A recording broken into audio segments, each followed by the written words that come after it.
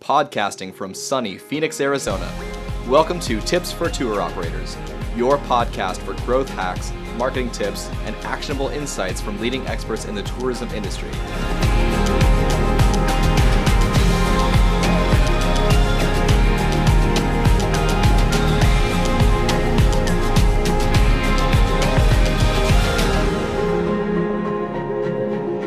Welcome, Tour Operators. I'm Adam Markfeld, owner of Outdoor Adventure Marketing and your host for the Tips for Tour Operators podcast. Today, we're going to be talking with Kelsey Tonner, owner and founder of Be a Better Guide. Be a Better Guide is an online directory just for tour operators like you that has education, academies, and a whole bunch of free research and information. Kelsey has over 10 years in the experience and has been a tour guide in over 15 different countries, from Europe to the Americas to Asia to North Africa. Today, we're going to talk about 5 steps you can take to consistently get 5-star reviews. I know that I had a couple surprise takeaways from this interview, so I hope you enjoy it. And without further ado, here's Kelsey. Kelsey, thanks for joining us. We really appreciate you joining the show. To get started, why don't you just give us a little bit of background about Be a Better Guide? Sure thing. Thanks, Adam. It's wonderful to be here. So for many years, I worked as a tour leader. Basically, I grew up in Canada on the East Coast in Nova Scotia. As soon as I graduated from university, I took any job that allowed me to travel the world, see new places, meet new people. And so that led me on this very incredible journey through a number of tour operators, large and small, in many different countries around the world. Eventually picked up with Backroads Tours, who does active hiking, biking, travel tours around the world, and probably spent about 5 years with them and worked in over 30 different countries as a tour and activity leader. I eventually got into training, into tour and activity design, and met my incredible wife actually through there, who was also a tour leader. So that is just a fantastic way if you're looking for somebody who shares some of your passions. Working in an area that you're passionate about has its perks. So we wanted to raise a family. We realized it would be difficult to do from the back of a bicycle. And we looked at some of our skill sets and we said, hey, well, we've really gotten pretty good at leading tours, creating experiences, designing these types of things, and training. And so we created 2 things. One was the Be a Better Guide project. We felt like there wasn't a great space online where tour and activity operators and tour leaders could come together, share best practices, learn from one another, and essentially it'd be like a training resource. We want to raise the bar, kind of inspire and motivate people, build a community around the idea that we can raise the bar on what it means to create memorable experiences for travelers. That was the mission. So in order to make that into a business, we also founded the Be a Better Guide Academy, where our mission was to make high quality online video courses that you could take from anywhere in the world, embracing online technology, and essentially building out a course marketplace. So having programs for tour operators, for tour guides. We now do custom training portals for companies around the world. And we've been doing that for about 2.5 years, coming up 3 years, I guess, since we've launched the project and the academy, and the response has been great. That's great. That's outstanding. So today what we're going to talk about in the podcast is 5 steps to consistently receiving 5-star reviews. So in order to just kind of set the stage for that a little bit, I want to talk about the review sites a little bit. Mm-hmm. I wanted you to just give me your opinion on what the most important, which review sites are the most important in order of importance. So as people are listening, they can kind of think about which review sites are most important to them as we go through this conversation. Yeah, there's kind of 2 ways of answering this. We'll talk about generally, and then we'll kind of get into a couple specific things to be aware of. So generally, TripAdvisor is, of course, the 800-pound gorilla in the room. They've got something like 455 million monthly users. This is they've really built themselves into the place to go for planning and researching a tour. And obviously, in the last 5 years, if you've been on the site and noticing, they're now getting into the booking side of things as well. So you can now book hotels, book flights, book tours and activities. So they're definitely the behemoth, and somewhere where it's absolutely important to have a profile set up, and then of course be driving reviews. We'll get to some other best practices in a moment, but keeping with the core question, next up, I'm saying Google reviews, and part of it is simply because of how integrated Google's systems are. And you may not even be aware if you're getting Google reviews, maybe you've seen them, but other people can leave you Google reviews, just like TripAdvisor. You don't necessarily have to have a profile. You could be a brand new business, you've never gone to the TripAdvisor site, you can be getting reviews on there right now. The same thing's happening with Google. People can add your business, they can review you. So definitely claiming a Google My Business is the best practice in terms of setting up your profile. Again, how can people get in touch with you? What sort of tours you have, direct them to your website, hours of operation, all that great stuff should be in your Google profile.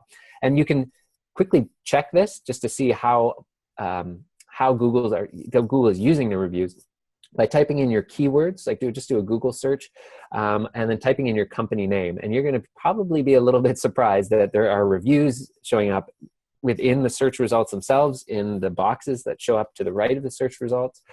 Google Maps is showing these reviews. So you might have outstanding reviews on TripAdvisor, but people's first impression of you is often coming through one of Google's channels. So being mindful there. Thirdly, again, this can depend, but Facebook is just the other massive place where users are searching, and Facebook is absolutely in the review game. And even Google has acknowledged this. So when you're doing a Google search, I recently saw they're now listing Facebook reviews underneath the Google reviews. So this is something that you can turn on and off on your Facebook business page. And again, it's something I would recommend doing. If you have great reviews, great customer experiences, people are finding you, searching for you, going to your Facebook page, we want those outstanding reviews to be there. Now, the two caveats I'll make is that you should really be mindful of your sales channels, your distribution. Where are people coming from? So for example, if I run a tour through Airbnb experiences, and that's a new thing, and almost all of my bookings, or a substantial part of my bookings, come through Airbnb, maybe I have my own private website where I do private tours, then obviously Airbnb is my most important place to collect reviews, because that's one of my most important sales channels. Same sort of thing with Viator. If that's a substantial part of your booking flow, where customers are coming from, then we really got to focus on Viator reviews, which is owned by TripAdvisor. But you kind of get my point. Those might change the order of those three things. And the last thing I'll say is you can go and claim and make profiles on as many review sites, and you should be doing this, so that if there's Yelp users out there, Yelp is still out there in existence. There's lots of people in the US especially who use Yelp religiously. So claiming your Yelp profile, setting it up so they can find your links to your website, how to book a tour is just a best practice, even though you're not necessarily driving people to leave reviews on Yelp, if that's not a big channel for you. Yeah, great. Okay, perfect. So that gives a pretty good foundation for people as they're thinking about their own business. Mm-hmm. So today we're going to talk about 5 steps to consistently receive 5-star reviews. And as I was looking over these earlier, these are amazing. We're going to have tons of takeaways. The very first one you had here is become a feedback fanatic, which when I was looking at this was very surprising that this was the first one. So talk about what that means a little bit. Sure. People kind of talk about reviews almost separate from their actual tours or products in some ways. Like, we just need more reviews, and if we can hack the system and we just ask people, then we're going to get those reviews that we so want, or find the right way of asking them. And I really do like to take a big step back at Be a Better Guide. As we were saying, with our mission is to really focus on guest experience. And one of the best ways you can improve your reviews is improving your guest experience. Full stop. Full stop. Forget everything else. Let's go back to the basics. And becoming a feedback fanatic is essentially collecting feedback from as many areas as possible. So classically, when we think of feedback, coming from our guests is one of the most important channels. You can have that come from peers as well. And of course, self-reflection, you doing these sorts of things. But we should really be soliciting. So in that vein, you can also be soliciting feedback from your employees or employers, depending on which way this is going, but absolutely from your guests. So here's the kind of core issue. A lot of people have feedback as an afterthought, or they get their feedback through a site like TripAdvisor.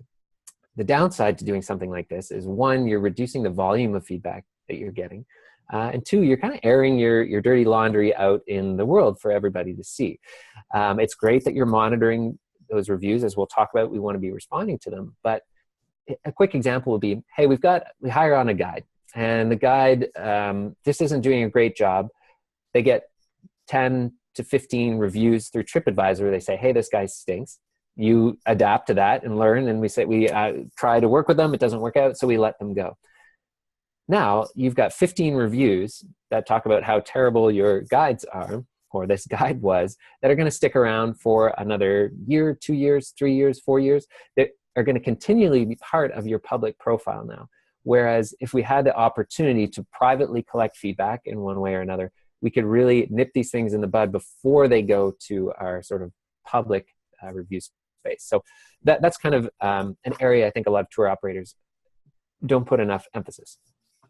Yeah, and what sort of tactics do you recommend in order to do that? Because people are coming out, they're taking tours, they're then leaving, and then they're leaving their reviews on TripAdvisor. Or you might have other tour operators, other guides on your team that know that one of the other guides isn't doing a good job or delivering the experience that you want. So what are some ways that people can jump on that earlier than when they see them on TripAdvisor?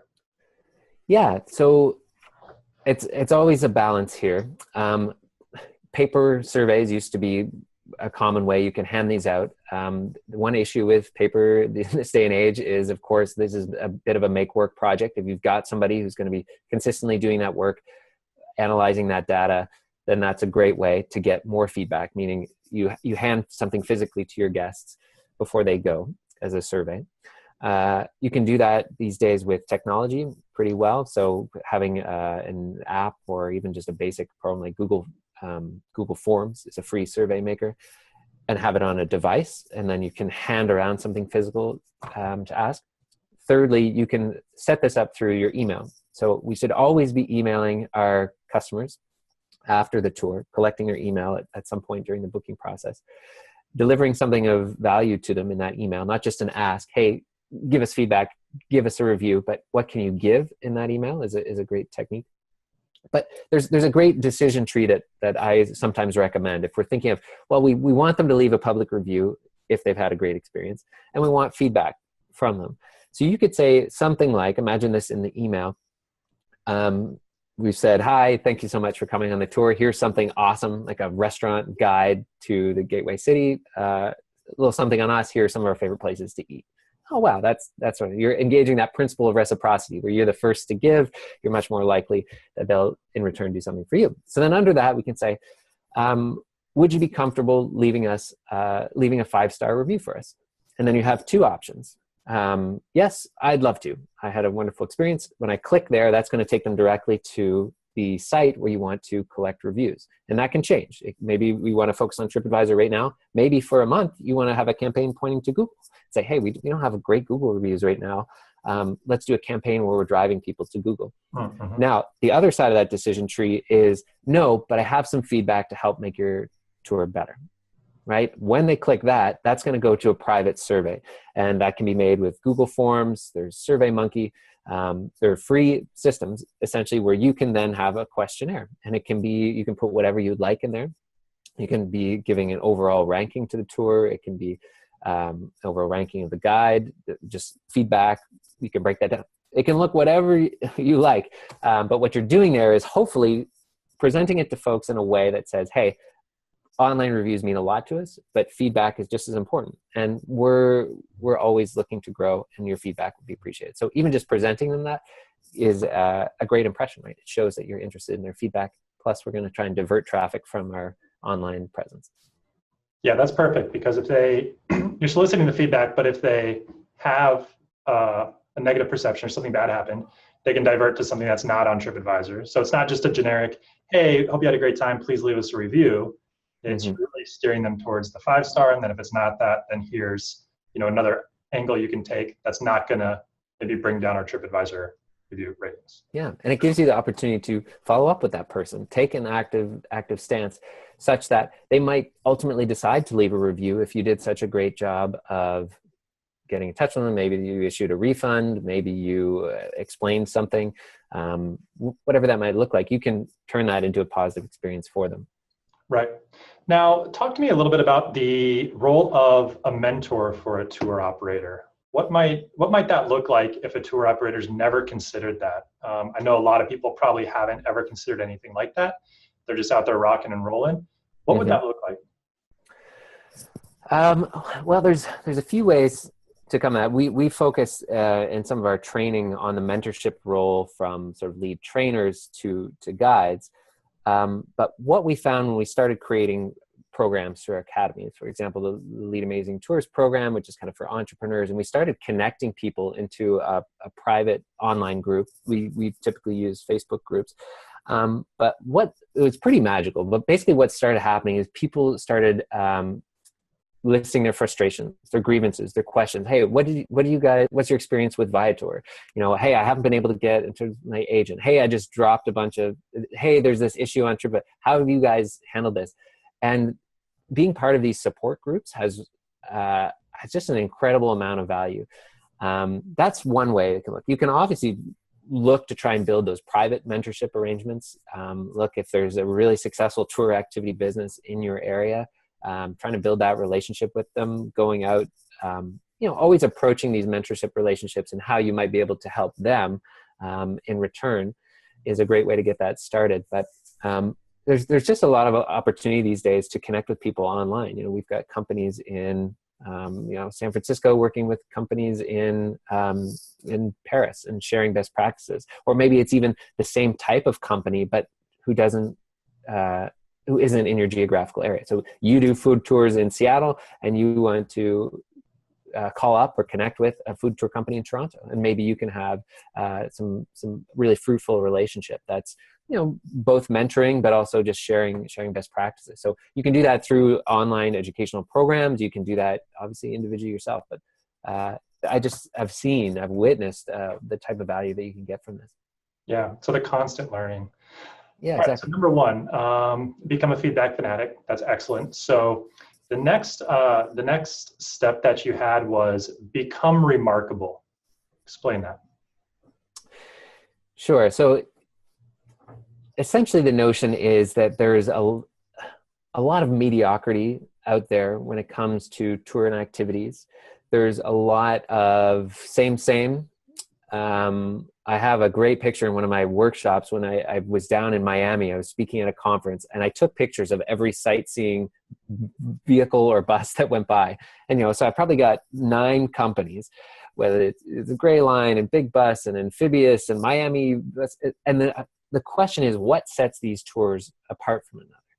What makes one noteworthy? Why should I choose one over the other? And this is sort of that tough question that we can, again, getting back to our core guest experience. Is your tour or activity actually worth talking about? People are saying, oh, I don't have a lot of great reviews. People just don't seem to leave reviews for us. One of the issues might be that, well, it's just not that remarkable. And if you think of that word, remarkable, worthy of remark. And I'll illustrate this with a great story that I read about Tony Robbins. Audience probably familiar with the guy, motivational speaker, author, empire builder. When he first started out, he was none of those things. He was just a motivational speaker whose product he felt was pretty similar to a lot of these other folks who were doing sort of motivational retreats or weekends where you go to the hotel, usually like a Hilton or something like this, and then you'd be there for 2 or 3 days. And he actually says that he needed to find a way to stand out. And one of the things he started doing was the fire walking.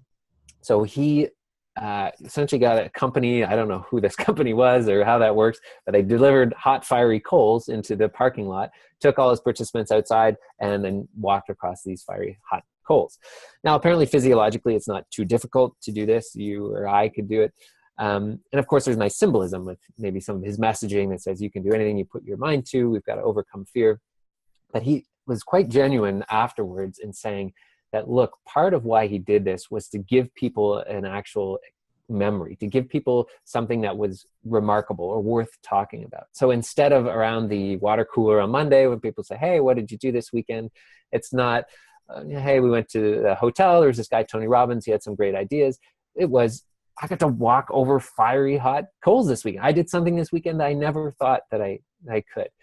And we want to bring that to our own tours or activities. Do you have something that's really noteworthy, unique, the unique selling proposition, the USP, UVP, unique value proposition, all factors into this discussion. But I encourage tour and activity operators to be really critical in asking that question, and likely redesigning and revamping some of your tours and activities. What are a few examples of remarkableness that you might give someone if they feel like their tour maybe isn't remarkable and they're trying to figure out what that means? Yeah. So there's two ways you can come at it. There's some of the ones that come to mind. I have lots of friends and contacts who work in Ireland and Dubrovnik and Croatia, and obviously as the Game of Thrones explosion happened, became a worldwide phenomenon, they realized that by adjusting their tour, their walking tour in Ireland or in Dubrovnik or other Game of Thrones sites, they could create a unique value proposition. They could have a walking tour that sort of catered to this particular theme. And just by doing so, they saw explosion in sales. I mean, some of these companies have just, the year-over-year growth is out of control. They're hiring guys hand over fist. So, but we all don't have Game of Thrones sites in our backyards, but it's an example.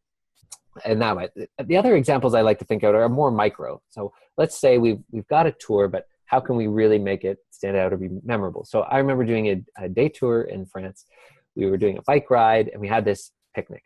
We just had to have lunch somewhere. And said, well, what would make this memorable? What would make it extra special? And so we said, well, let's find a beautiful outdoor area where we can overlook some vines. Some obviously vines when we were doing biking. This was in Burgundy. And we said, okay, well, can we get some bottles of wine that were made from these actual vines that we could serve at lunch? That's kind of a neat thing.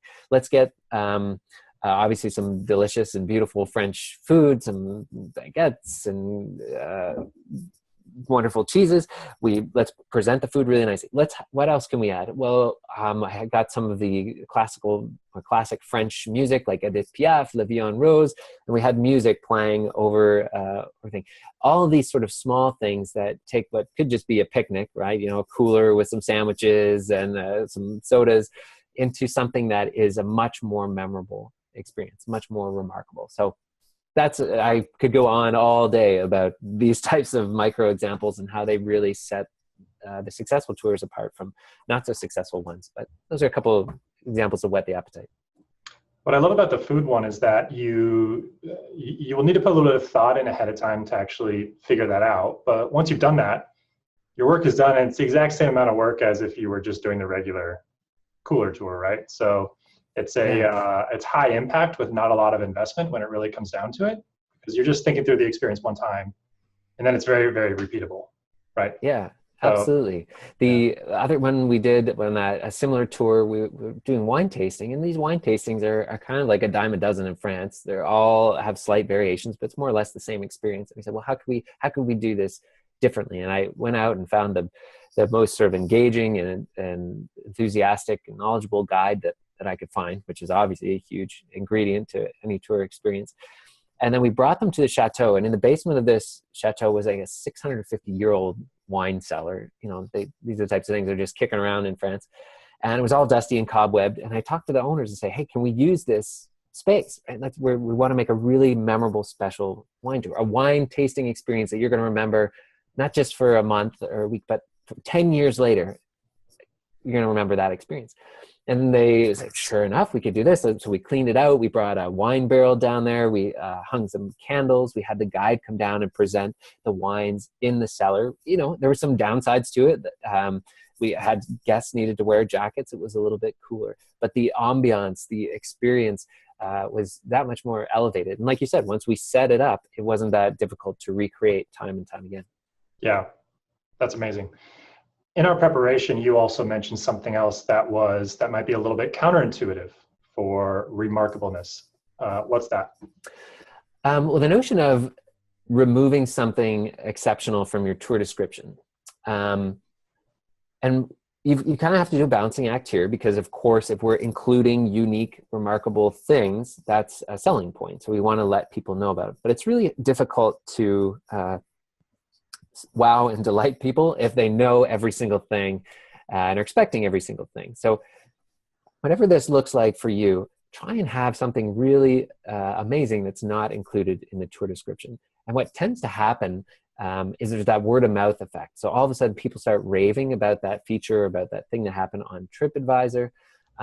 Word kind of gets around and it becomes a word of mouth, obviously in the traditional sense too, when they're telling other people about your tour experience. So another quick example, I worked in north of France in Normandy. So it was kind of a World War II theme to it. We would go and visit some of the beaches of Omaha Beach and Juno Beach.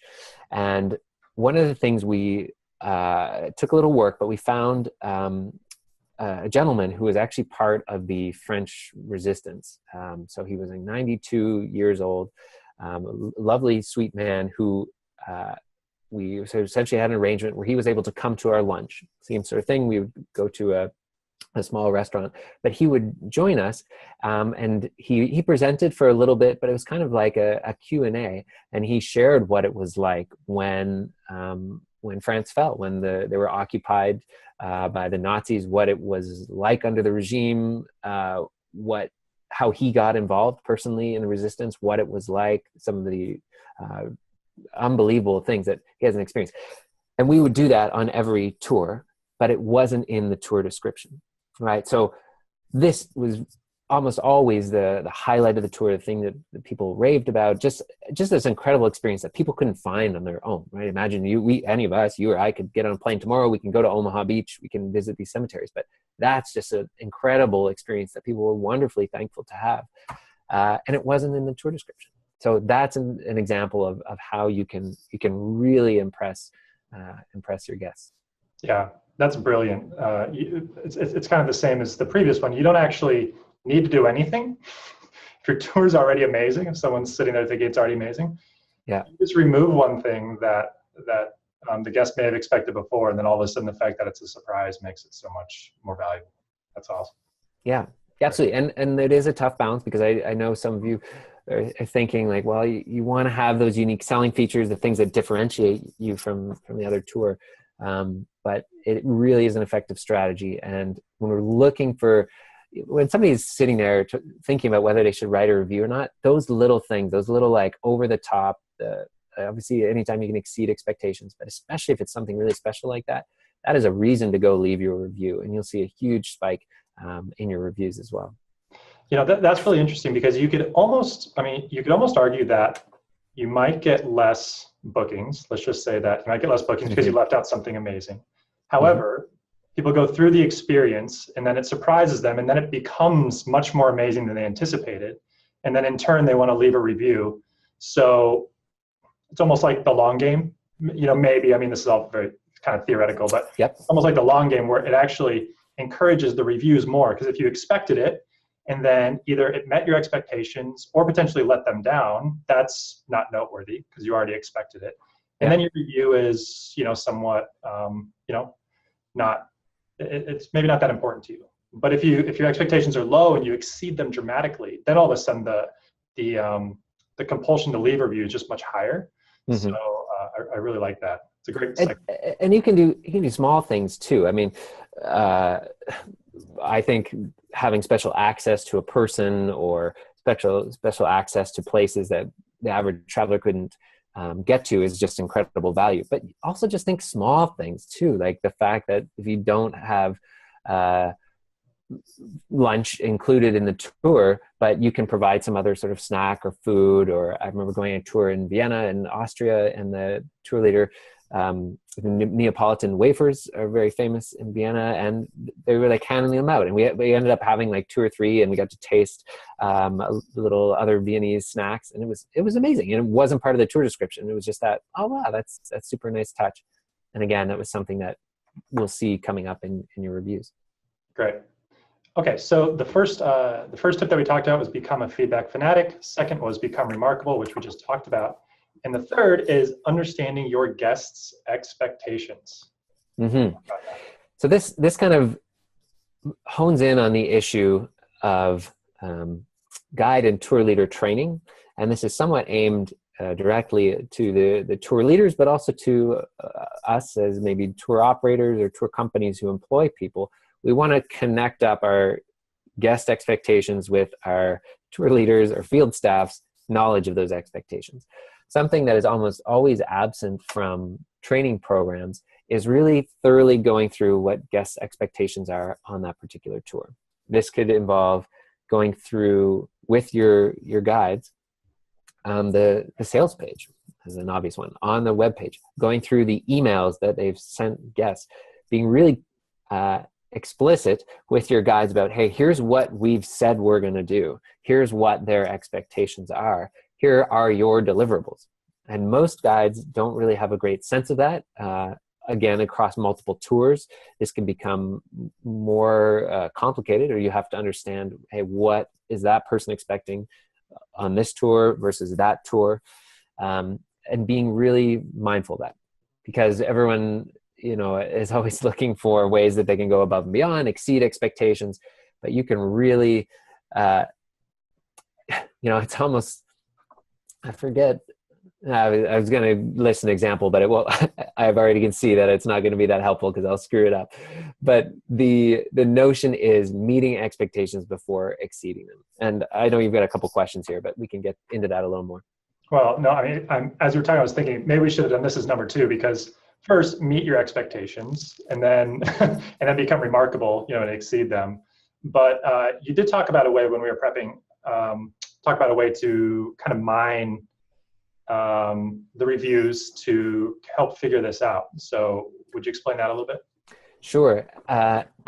If you look at any 2 and 3 star review, let's say of your own tour, of somebody else's tour, it's essentially a lush jungle of unmet expectations, disappointments, unfulfilled promises. Like it all just boils back down to one of these things. They were expecting something and they didn't get it. They were promised it and it didn't arrive. There can be unforeseen circumstances, of course, in there too. But this is a fantastic way to go. And I do mention that 2 and 3 star, of course, reading all of your own reviews, but sometimes the 1 star, there's extreme circumstances. Sometimes those reviews are unfair. You'll have a better sense of this. And the same with the 5 star reviews. Those oftentimes are people who just had a great time. There's not necessarily as many takeaways from that. You can be learning what they love. But in that sort of, 2, 3, 4 area is really where we can be seeing, hey, are we missing or consistently missing expectations, right? What are the things that our guests are most disappointed in? And it's great to do this with your competitors too. Look at their companies and look at where they're falling down. And it might be the case that you're doing the same sort of thing, or you have similar habits, or your guides have similar habits, but you're lucky enough for the moment that it's not showing up as much. You can nip those in the bud, adjust your training, adjust your processes, adjust the way that you deliver the tour. So that's just a great place to look for where obviously I said before, we want to be soliciting feedback. So looking at your internal feedback systems would be ideal. But also people are going to leave reviews for you and it's going to be the full gamut of experiences, right? Yeah, I was actually going to ask about looking at competitors or other people in your market. And even if it's not your tour, just looking at what people are complaining about related to other tours will either give you opportunities for improvement or things that you can do differently that they're not doing. So that sounds like a really great idea. Yeah, and it's I remember being on a trip tour design, and I was adjusting. Again, I forget who this was. I believe it was Southern France for this particular tour, and there was a castle that we were essentially. There was a bike ride in the afternoon. We were going to go to this castle and then carry on. And the guide, the core guide in that castle changed. So before it was an amazing experience, and now they had some like kind of average staff, and it was just like a dud. Like it was really boring. Part of the reason we had gone there because that other person really brought it to life, and so we wanted to remove it from the itinerary. But all of the guests we knew basically for that 2 months leading up those bookings had been promised, hey, we're going to stop there. So I had to kind of do this balancing act of like, okay, well, I would like to just change that. But if I just change it now, then I am setting myself up to get some bad reviews, to guests are going to be disappointed, miscommunications or misunderstandings. So we had to be really explicit about saying, I think the way we did it was, we're going to be biking by. This is an optional stop if you want to go in. But we are recommending that we carry on, and then we've added this secondary stopper. We did something like this, but it was all done with the guest experience in mind, knowing the guest expectations. Like, we didn't just say, okay, we're taking it totally from the itinerary, because what we had already said to guests, what we'd already promised them we were going to do is important. And it's not to say you can't change your tour if they've been, sent something. You absolutely can, and we did. But it was just acknowledging the fact that, hey, we said we were going to do something, but that's changed a little bit. Here's why. As another example of being mindful of expectations and how that should shape your team's efforts going forward. Now, did you tell them that the reason that it was optional was because of the tour guide? Were you that transparent with them? Absolutely. Yeah, we certainly were. We say that, everything is a matter of framing too. So you don't want to be too negative, meaning we weren't like crapping on the place and saying, oh, don't go there. Like it's boring and dusty and they have a bad guide now. But we were pretty honest about saying the guide that we used to use who's here is no longer with the chateau. And so the experience isn't as great. You can go in and buy a ticket. It's a beautiful building, great for some pictures. But honestly, we're encouraging people to spend less time there because we lost this really wonderful guide. Absolutely being transparent about that sort of decision making. Yeah. Okay, great. All right, we're going to move on to the next one. And this one sounds obvious, but perhaps it isn't. So number 4, asking for a review. So let's talk about it. Yeah, there's obviously a few ways that we can ask for the review. You might encourage your staff or your guides to do that. And they might do that to whatever extent they feel like, or however effectively you've trained and motivated them. But the big one that I think is especially important, it's obviously great for people to be encouraged by staff and guides, but is essentially automating this ask. So there's a few ways you can do this.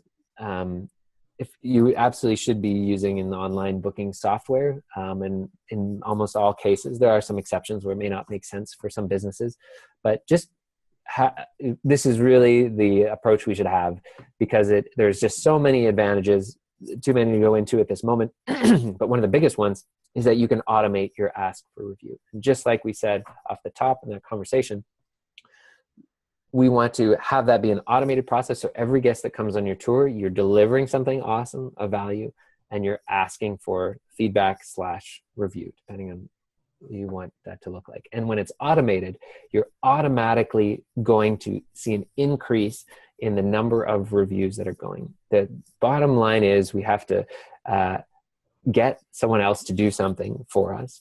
And one of the most effective ways to drive human behavior is through a clear call to action. So, I mean, you could do tests with this yourself where you include and ask for the review or not include it and see the difference in results. But they're pretty clear that by asking for a review, there's a much higher chance that you're going to get that review, and an even higher chance if you're delivering something of value, right? Because I think the reality is that we're coming up in an age of review fatigue, right? On an average day of traveling, you could be getting emails from, or if you're an app like Uber, your hotel, the restaurant wants you to leave a review. There's definitely, we're picking and choosing who we're leaving reviews for. And one of the ways we can stand out is really by delivering value in that email and not putting that in the subject line. Is the other sort of, it's a bit of a kind of like a hack, but we teach it in our Lead Amazing Tours program, is don't say, hey, can you leave us a review? In the title, you're going to be mentioning the value that you're delivering. Like, hey, want to know our favorite restaurants in the town, or a little something extra for you, or a little gift from us to you. Those types of things help with your email open rates and, of course, getting people to take action. Sure. Earlier, you mentioned I think you mentioned Google Forms and maybe Typeform. Do you have tips for automating the review process if people don't have it automated already? What are some ways that they can do that quickly and easily, maybe affordably?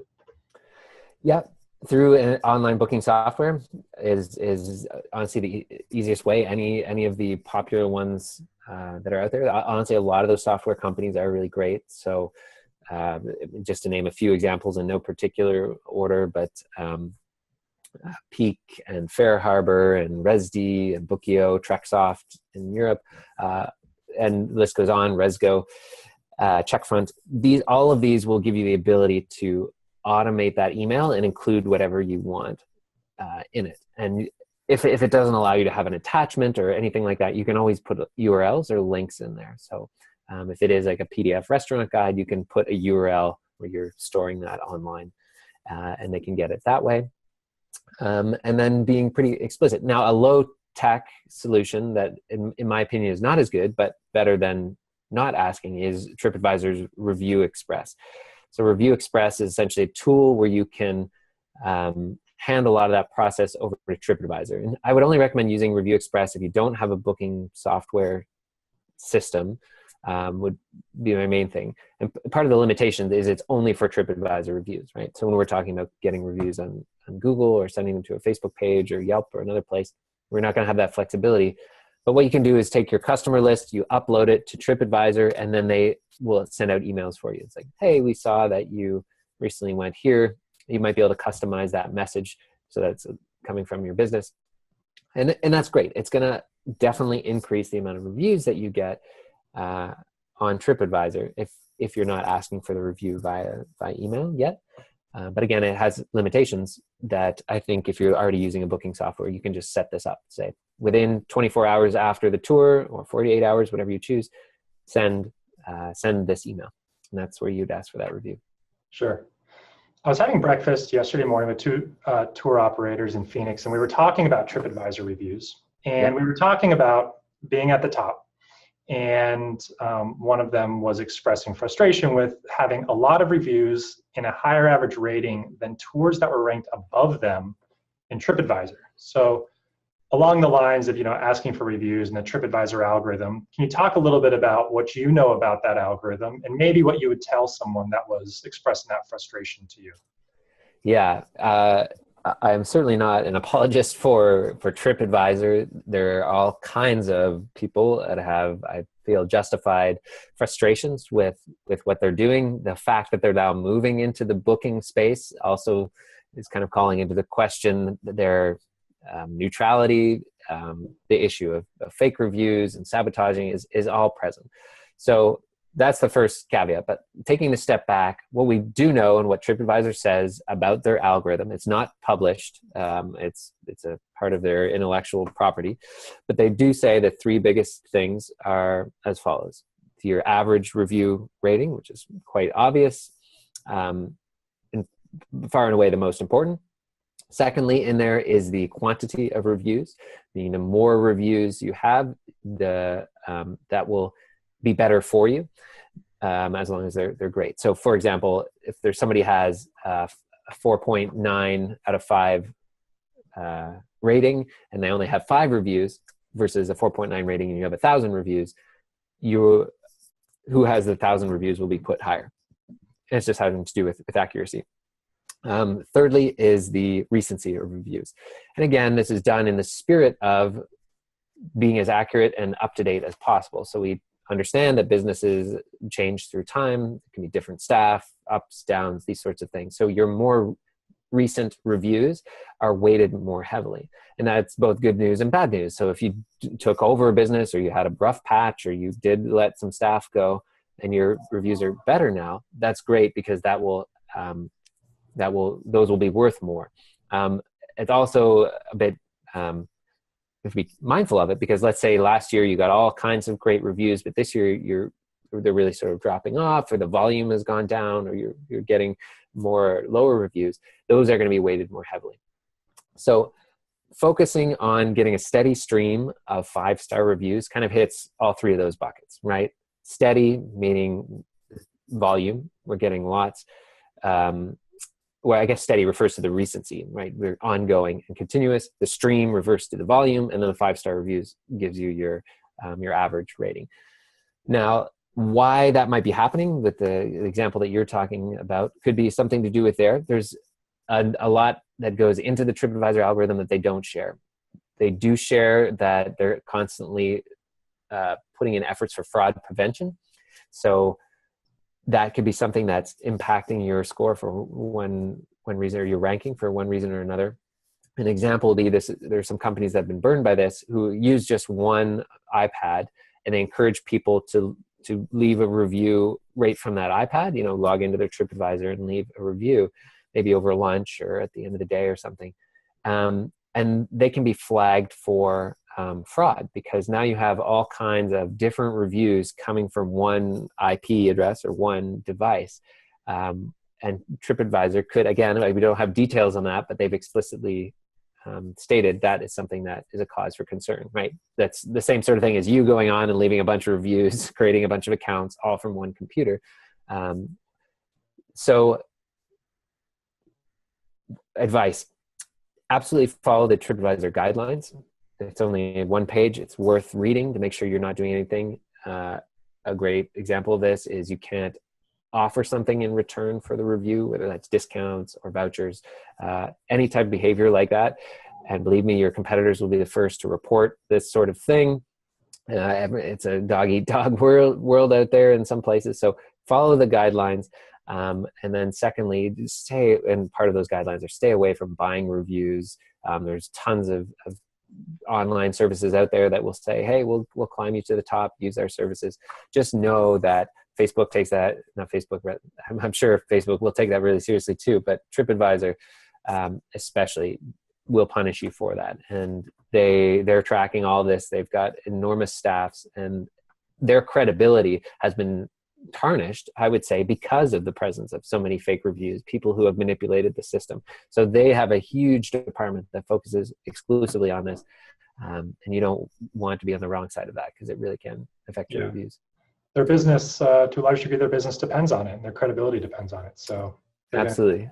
Yeah. And so and then again, the core question of like, oh, I fell from like 3rd to 5th, or from 1st to 2nd. Of course, that makes a difference and can impact your bottom line. But withdraw, instead of focusing on like, what do I need to tweak, or I would instead go back to what we're talking about, which is guest experience. Is your tour activity remarkable? Are you wowing and delighting your guests, meeting their expectations and exceeding them?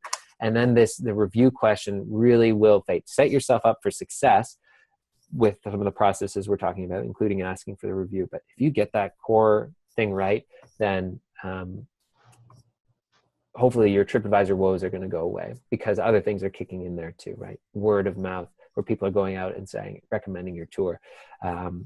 The online reviews should be increasing in volume with every time you're going out.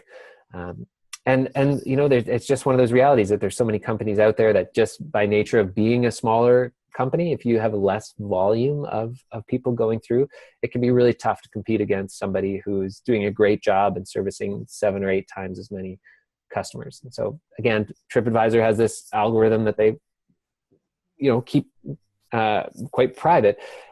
It's not to say you couldn't rise above some of those companies, but just be aware that it's not the be all and end all. Yeah, great.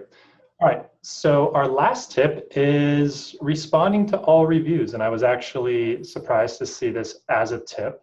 Mm-hmm. So talk about that, responding to just good or just bad reviews versus all of them. Yeah, again, the advice, there was a new research study that came out recently where we can adjust this advice a little bit. But when I'm talking to tour and activity operators, this is, again, an area that's often overlooked. What you have to think about is it's not so much responding to the individual that left that review. What you're doing is you're actually showcasing who you are as obviously individuals, but who you are as a company as well, for all of the other people who are there reading reviews. So instead of thinking about, okay, I have to go respond to Steve or all these individual guests, you're thinking about, I'm going to go, and it's an opportunity to be in front of our potential customers who are there, who are looking through reviews, the good ones, the so-so ones, the not so good ones, and your response just has a huge impact over how they take that review. And there's all kinds of studies that we could get into. We do a full-length workshop on this where we go over the benefits to responding, and they're real and they're tangible. One is just off the top of my head, it was something like a 25% increase in bookings if the hotel, this was a study done for hotels, but we can assume that there's a similar correlation with tours and activities. 25% increase in bookings just by having the management respond to the reviews versus not responding. Essentially, they took the two groups. Okay, here's managers of hotels that aren't responding at all to their reviews, and here's the ones that are. And they saw a 25% increase in booking. Now, again, these studies are often talking about correlation. They're not necessarily causation. But that's a really powerful incentive to say that, look, there's a really good chance that by doing this, you're going to increase the number of bookings that you're getting. And you can think of all the reasons, aside from the correlation causation thing. You can be thinking about how you respond to customers who had a bad experience will shape their opinion over whether you're a trustworthy company, if you are an ethical company. How you respond to people that had maybe smaller frustrations, how you respond to people that had a great time, is all giving that potential customer insights about your business and you as a manager or owner. What are ways to respond to bad reviews?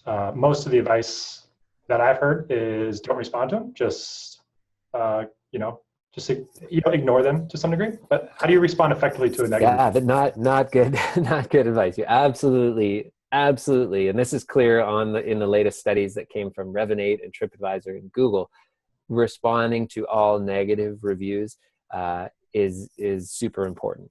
And so, how to do it? It's an art form in itself. Again, we have an entire other online workshop where we go through what this looks like with examples. But some broad strokes is, of course, offering an apology. This is first and foremost. And again, an apology doesn't necessarily mean that we are guilty, right? Or that we're acknowledging that we did wrong. You can apologize if this person had a rough experience. So just saying something like, first and foremost, we want to apologize. It sounds like something didn't go quite right here. And then as you're going in, you're addressing the specific details. Right? You want to avoid coming across as catty, the he said, she said, this sort of thing. You can clarify with facts in case the reviewer has misled. This is often the case, right? They put a version of the story that doesn't necessarily show some of the vital things that you did. So it might be something like, yeah, we're so sorry. Maybe someone's upset that the tour was canceled last minute. Like we're so sorry. We hate when this sort of thing happens. As we mentioned in our cancellation policy, we let you know 24 hours ahead of time or 48 hours ahead of time, and we also gave you the offer to go as a private tour. We also sent you a guide so that you could go and do the tour the best way. Again, if those things we don't want to be coming across as passive aggressive, like, oh, we did all these things and you're still upset. You have no right to be upset. Just stating the facts and being like, if you feel your side of the story has been misled, but don't be afraid of doing an apology like that. Just to acknowledge that, hey, look, something has gone wrong here. A lot of people will, if it's a more serious issue, they say,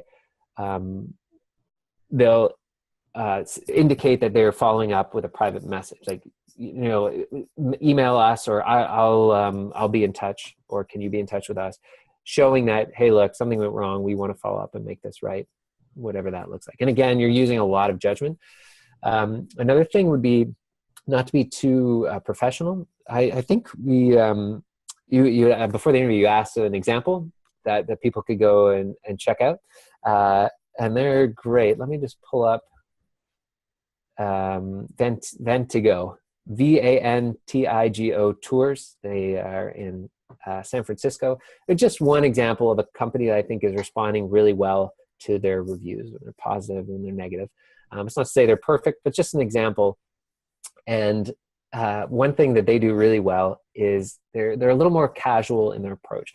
The notion is sometimes we feel we have to be really professional and that it needs to be an owner or a manager that responds to all those reviews. And we tend to get into that sort of, how do you call it, professional speak of, I would like to thank you for taking the time to leave a review today. It means a lot to us as we are a quality focused organization that is always, this just feels like it's annoying for one. So you want to be professional, but be human. And I sometimes coach in using something called a friend filter, is that as if you were speaking to them in person, as if you were speaking to a friend. And so the way that you can enhance that is just sign with your name. Other people are nervous about, hey, do I sign as management? Do I sign as a role? I encourage people to always sign with a personal name. You can put your role underneath and be honest about that. If it's not a manager who's responding, don't lie and say it is. That's a great way of keeping it personal. And then responding to the positive reviews as well. But the latest studies say responding to 50% of the positive, like just 5-star, there's nothing negative in there. You only need to respond to about half of those as a rule of thumb. But anything that's like 4 stars or less, it's definitely merits a response. Yeah, great. Obviously just being very careful about the tone of voice and all that, but. Yeah, exactly. There's so much more that can be said on that topic, but those are hopefully a couple tips that people can use. And like I said, go check out Vantigo. They do a pretty good job about responding. Yeah, we're gonna have to email Vantigo about this podcast because we just pulled them out of thin air. So Vantigo, we're coming your way. All right, great. So just to recap, the 5 tips we talked about to consistently receive 5-star reviews. 1, become a feedback fanatic. 2, become remarkable. 3, understanding your guests' expectations. 4, asking for a review. And 5, responding to all of your reviews. And this conversation was incredible. A lot of things came out of it that I didn't necessarily expect to come out of it. Not in a negative way, but just surprises and just like really golden nuggets. So just an amazing conversation. And I really appreciate my pleasure, Adam. I love what you guys are doing. And as a company that focuses on marketing a lot of the time, I think it's wonderful to be recognizing too that, hey, your core product is really essential. You can do marketing and get all kinds of people in the door, but then if you give them an okay or subpar experience, you're just going to be doing yourself damage in the long run, right? Because people are going to go online and tell the world about it, or sometimes the even worse experience is that they just don't say anything, right? If you haven't touched people, moved them, you've given them a average, completely forgettable experience, then there's no reason for them to recommend that tour or to leave a review. So sure. It's an essential part of having success as a tour activity company. Yeah. Well, great. Well, tell me quickly, we're coming to a close. Where can people find you? What kind of training do you offer? And I know that you also have an offer on your website for people listening to the podcast. Yeah. So one of the things you said when doing this sort of interview workshop, you said we love keeping it practical. What are some things that people can take away? So hopefully we've given you some things to consider and follow up on. But just as a bonus as well, I wanted to share 2 PDFs. One PDF is one we put together called Perfect Restaurant Handouts. And the notion is creating a little guide of some of your favorite restaurants, great places to eat for your local town or city, or maybe even a gateway city if you operate in a more rural area. And this can be one of these things that you send out to all of your guests. You put it together. It's a way you can wow and delight them. I would do it after the tour. I would honestly do it at every touch point. You could create something of value that you could send to them. But we just put it together, a 1-page thing that will help you put together the perfect restaurant handout. Because if you just do a kind of list slapdash together, we've seen some wins and not wins. So it's just kind of a guideline. I'll show you. Here's the information to include. Here are some mistakes to avoid, that sort of thing. And the other one is a tour leader coaching card. So when we're thinking about our staff and ongoing training and getting them to be the best they can be, using this 1-page card is a absolutely fantastic tool and it's very simple. It's very straightforward, but I just want to offer that to all the tour and activity businesses there. So you can get that at beabetterguide.com/OAM, of course, for our outdoor adventure marketing. So beabetterguide.com/OAM. And you can just grab those 2 PDFs there. You can learn more about our free training resources at beabetterguide.com. We have other PDFs available there, all kinds of training videos. And you can also learn about our Be a Better Guide Academy there. If you like this stuff, you think it's great. I just got off a call just before this with a company that we're going to help build a custom training portal. So we spent the last 2 years creating really practical, down-to-earth training for tour leaders and tour businesses. And yeah, we'd love to work together if it's something you're interested in. Great. Kelsey, thank you again. Everyone be sure to check out beabetterguide.com. And we appreciate your time and love the advice you had for everybody. Thank you. Thanks so much, Adam.